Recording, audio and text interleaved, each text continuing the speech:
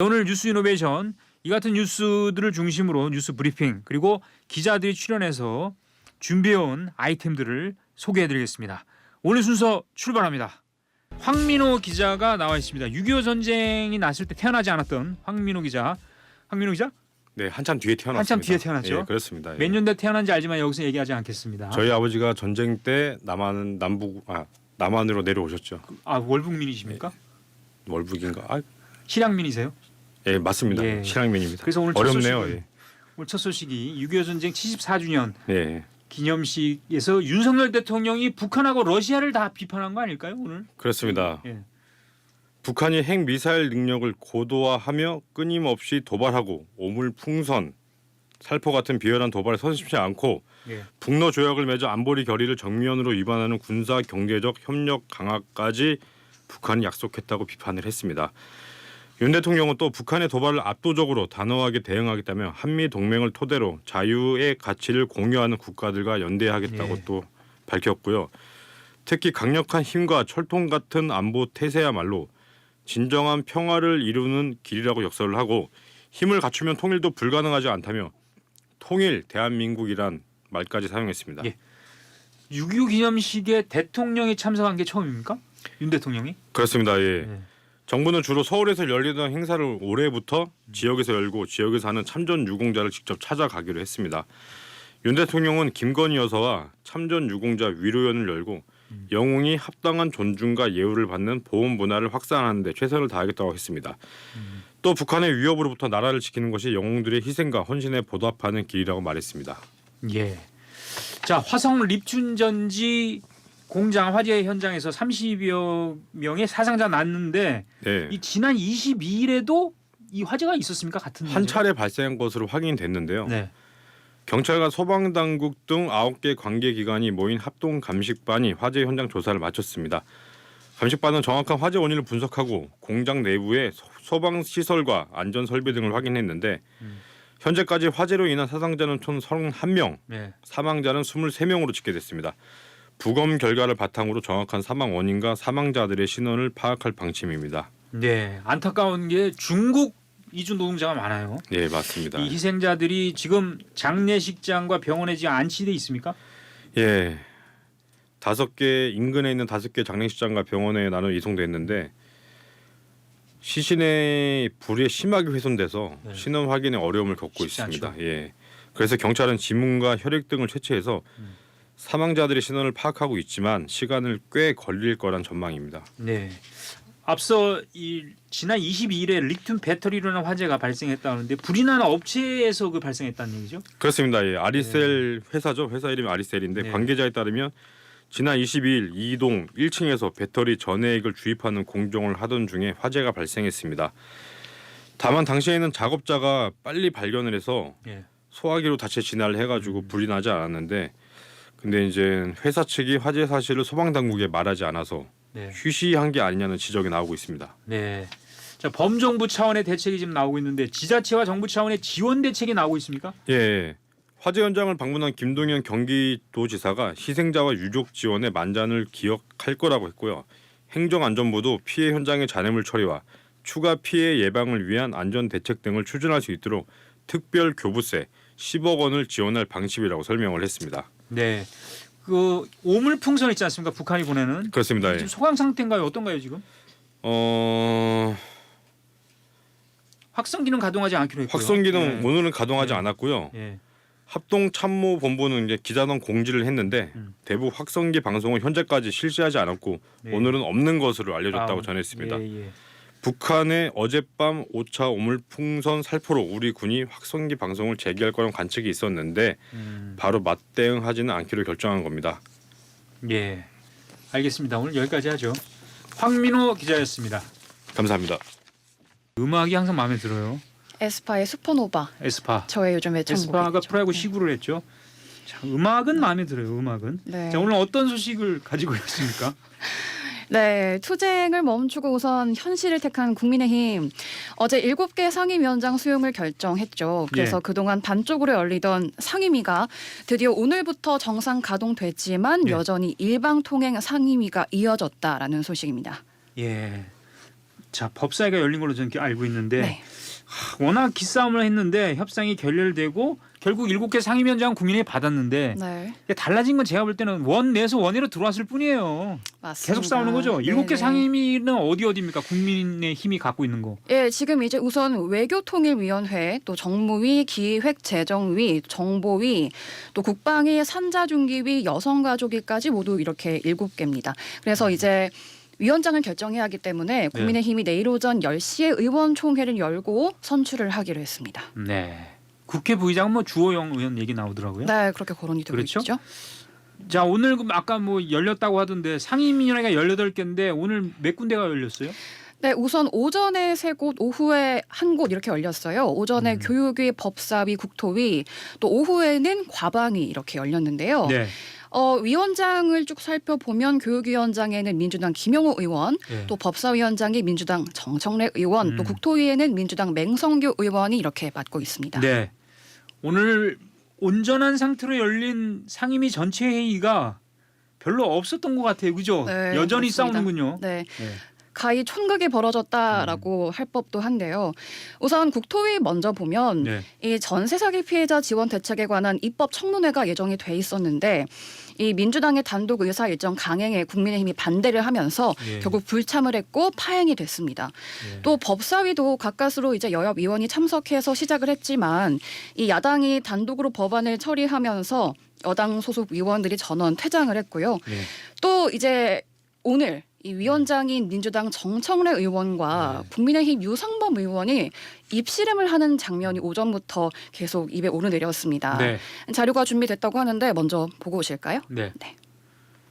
정해도 마음대로 위원장이 하고 싶으면 정해하고 정해 제기하는 것도 마음대로 합니까? 국회법에 이렇게 돼 있습니다. 마음대로요. 네네. 그럼 위원장 마음대로가 국회법입니까? 네, 국회법대로 하는 겁니다. 국회법에 위원장 마음대로 돼 있습니까? 국회법 공부 좀 하고 있어요. 공부는 내가 조금 더 잘했지 않겠어요? 국회법은? 잘한 분들이 이래요. 잠깐만요. 근데 의원님 성함이 어떻게 되십니까? 의원님 성함이 누구세요? 위원장님 성함은 누구십니까? 저는 정청래 위원장입니다. 전 유상범 의원입니다. 유상범 의원 들어가 주세요. 어디로 들어가요? 본인 자리로 들어가세요.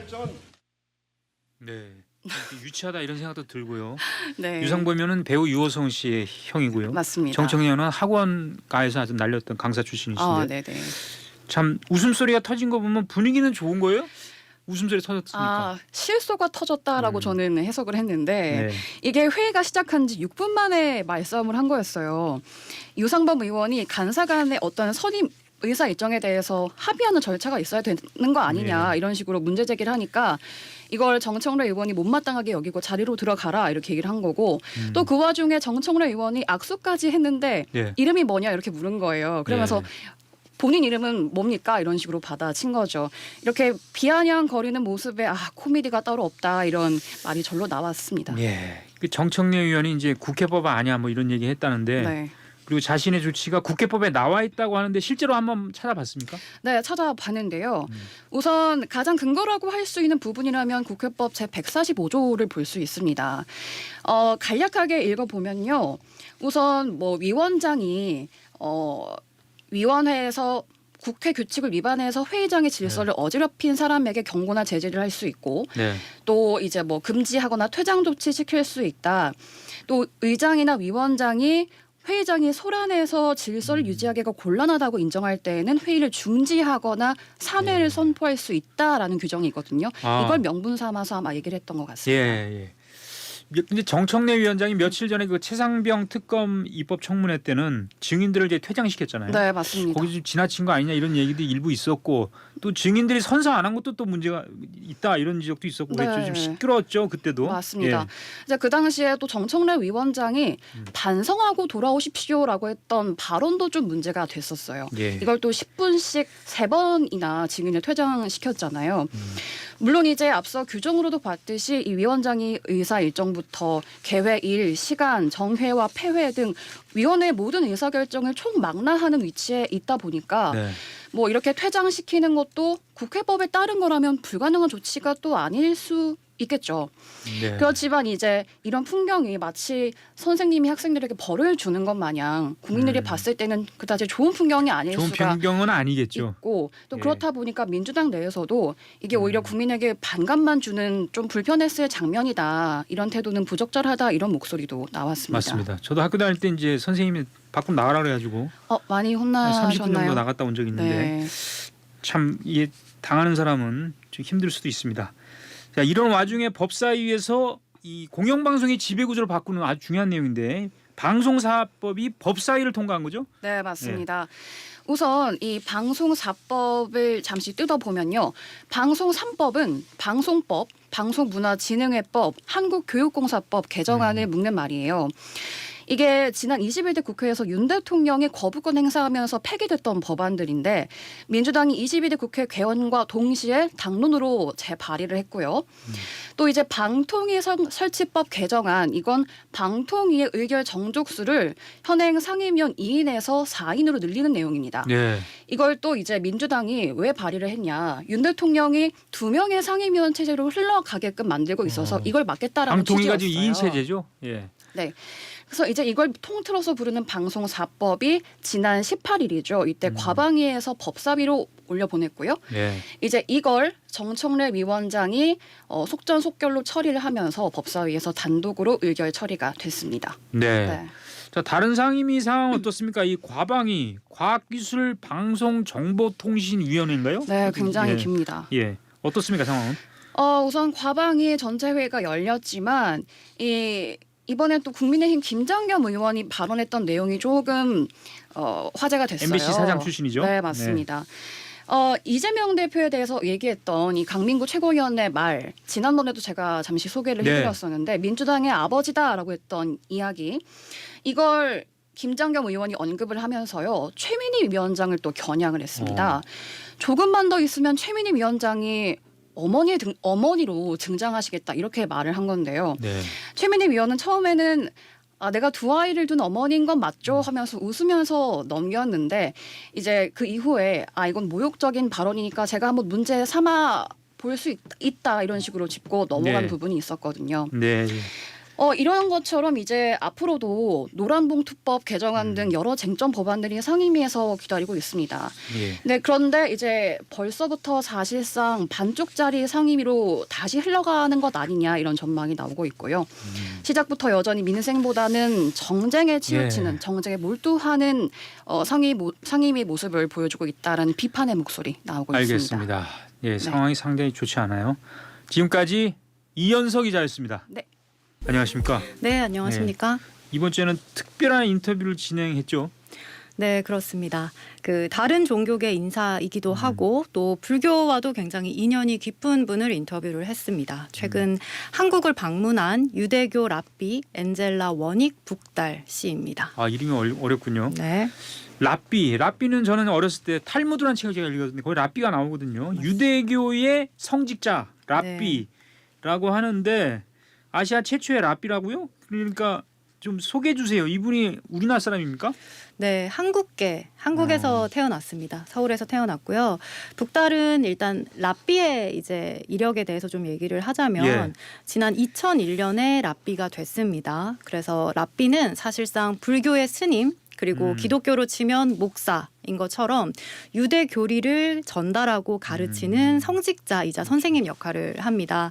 그래서 미국 내 최초 아시아계 랍비였고요. 예. 또 유대교 3대 회당 가운데 하나인 그 미국 뉴욕의 센트럴 시나고그의 첫 여성 수석 랍비가 됩니다. 수석 랍비면 또 높은 자리에 있다는 네, 거죠? 더 고위직이죠. 그래서 2014년 오바마 대통령 재임 당시에는 백악관에 초청이 돼서 기도를 진행하기도 했습니다.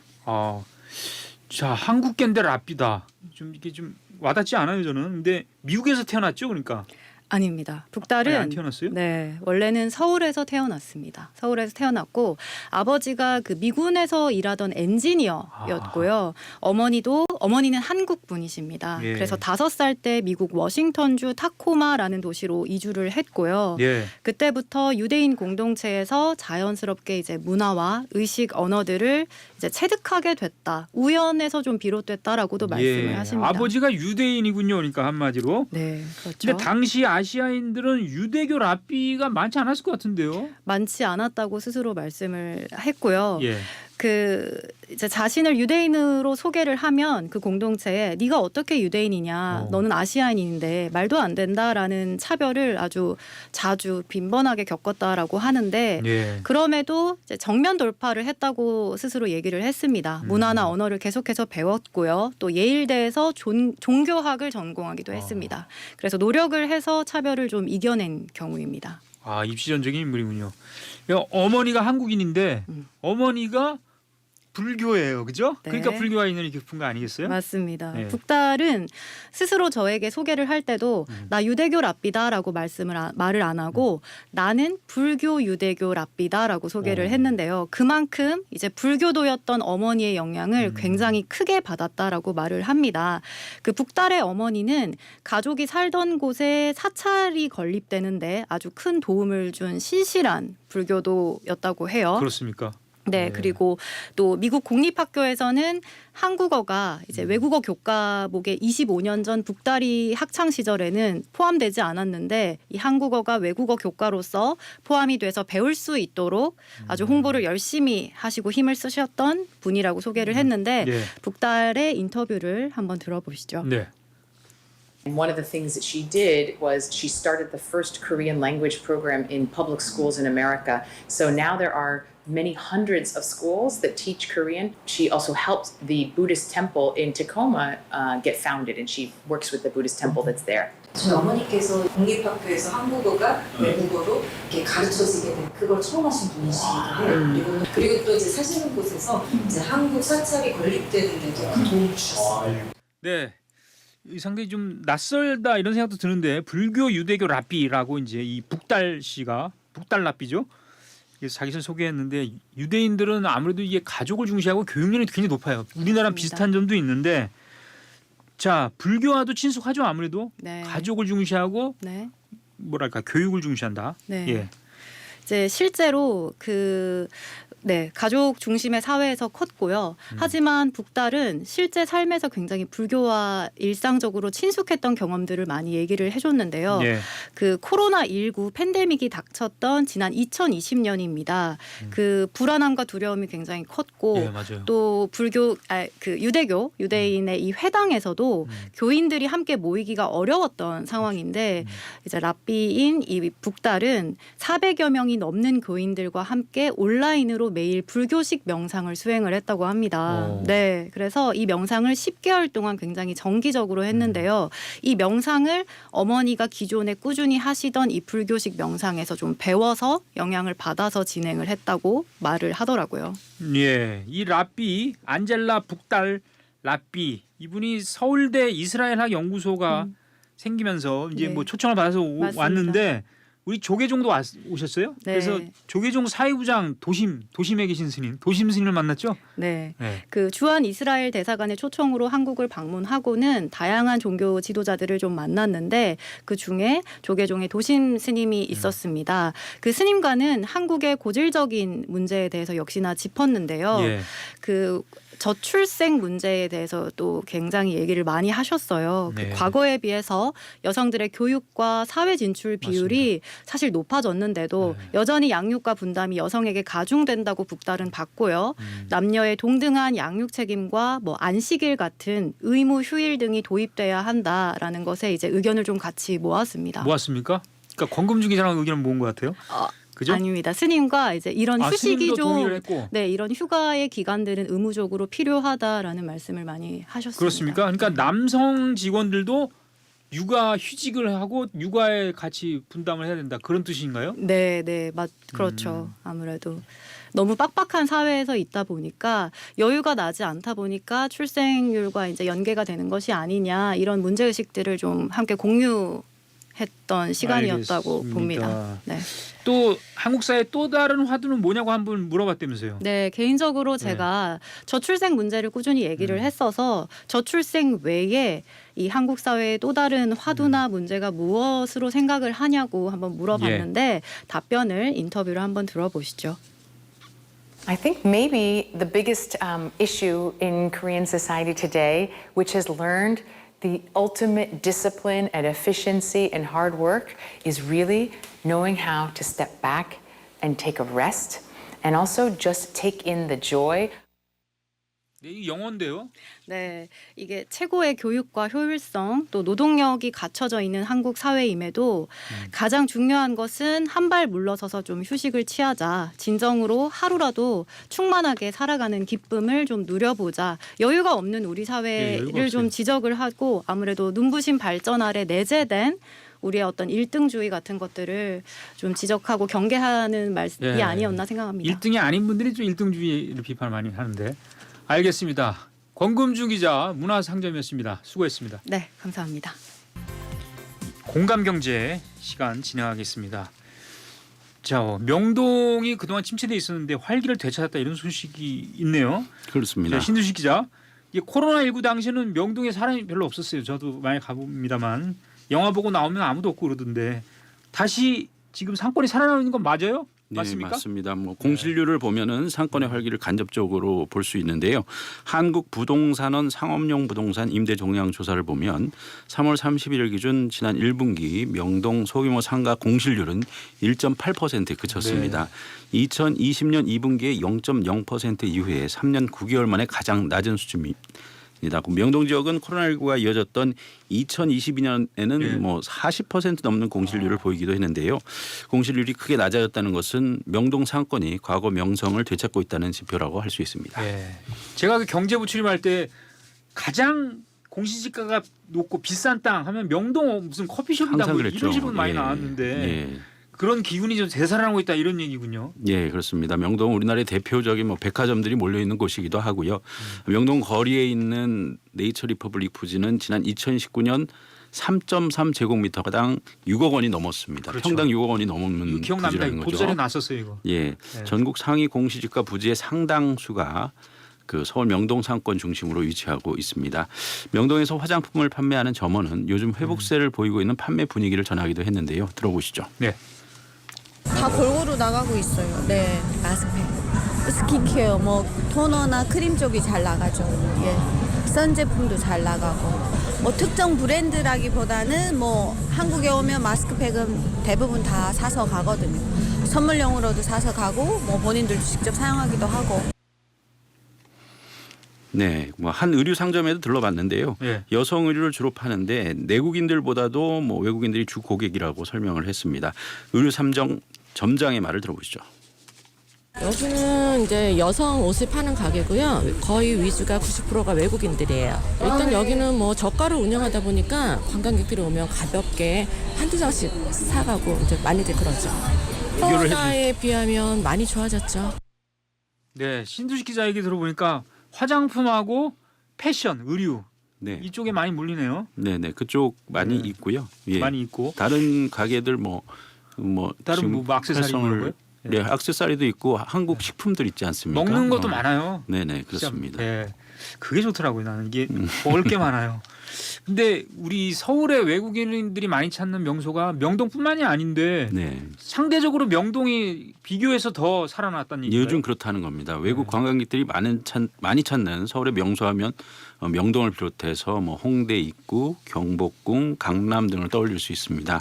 예전에는 이태원이 좀 있었는데 이태원 사건 이후에 사태 이후에 좀 줄어든 상황이고요. 한국관광공사에 따르면 올해 1월부터 4월까지 한국을 방문한 해외 관광객 수는 약 487만 명인데요.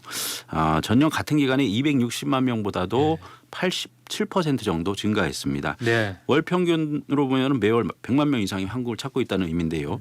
한국문화관광연구원이 발표한 2024년 1분기 외래 관광객 조사를 보면 외국인들이 자주 찾는 그런 명소를 찾아볼 수 있습니다. 가장 좋았던 방문지로 명동이 15.2%를 얻어서 가장 높았고요. 이어 홍대 입구 8.7%, 경복궁 7.7%, 강남 4.4% 등의 순으로 조사됐습니다. 네.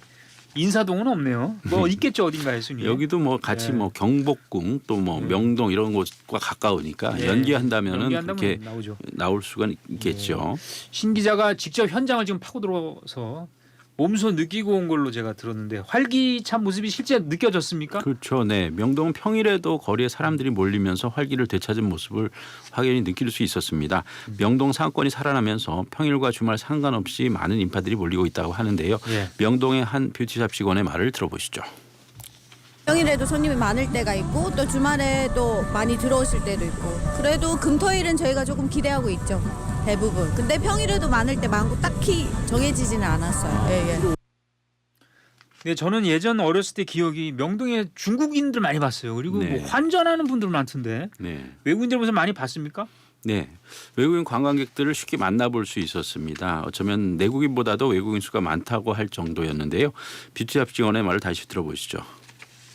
저희는 일본 분들이 많아요. 그래도 그 다음에 최근에는 필리핀 고객님들도 많고 동남아시아. 대부분 일본에서는 친구분들끼리 많이 오시고요. 가까우니까 보면 미주나 호주 쪽은 가족 단위로 많이 오시는 것 같아요. 날씨가 섭씨 35도를 육박하는 날 취재를 했는데요. 예. 더운 날씨에도 외국인 관광객들은 명동의 분위기를 즐기는 모습이었습니다. 명동에 와서 친구들과 쇼핑도 하고 거리 문화도 즐기는 외국인들을 만날 수 있었는데요. 예. 인도네시아 출신의 30살 데니 씨의 말을 들어보시죠. I'm from Indonesia. I came to Myeongdong to see my two friends from Japan and walk around and shop. Today it's really nice to see a lot of people coming and shopping, and the weather is kind of too hot, but so far so good. So far so good. People 한국 사람이 너무 좋아요. 네.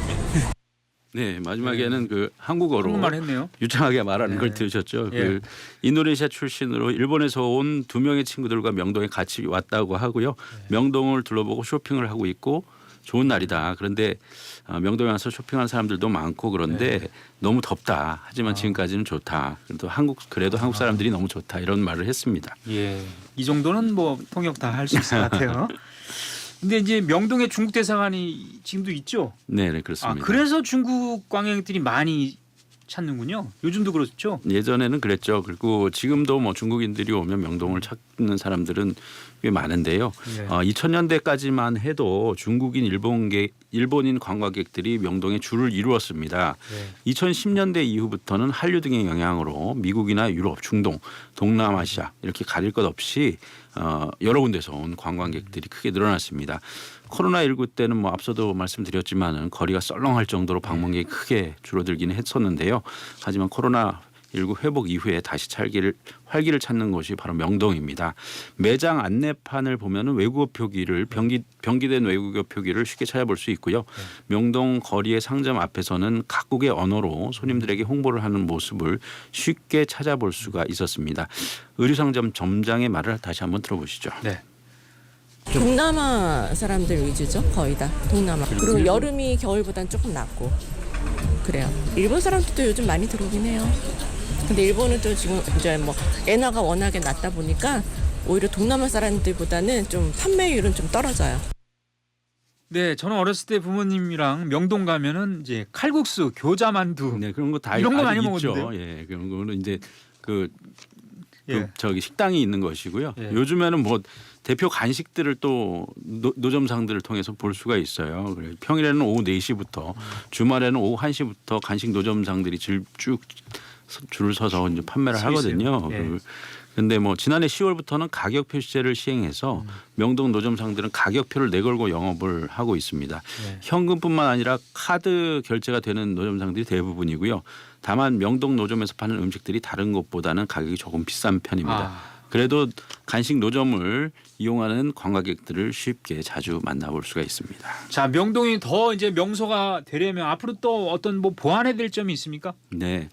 그 명동은 수많은 기업들이 위치한 우리 경제의 중심지로도 역할을 해왔습니다. 한국은행을 중심으로 시중은행 본점들 몇 곳이 인근에 위치해 있기도 합니다.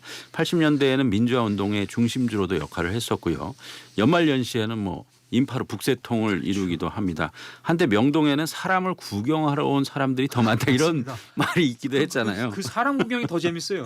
네, 지금 명동 이제 관광특구로 지정이 돼 있습니다. 그래서 앞으로 이제 명동의 역사성, 문화적 가치를 함께 설명할 수 있는 관광 인프라를 구축해서 또 많은 외국인들이 찾도록 해야 된다 이런 의견도 제시되고 있습니다. 알겠습니다. 지금까지 공감경제 신두식 기자였습니다.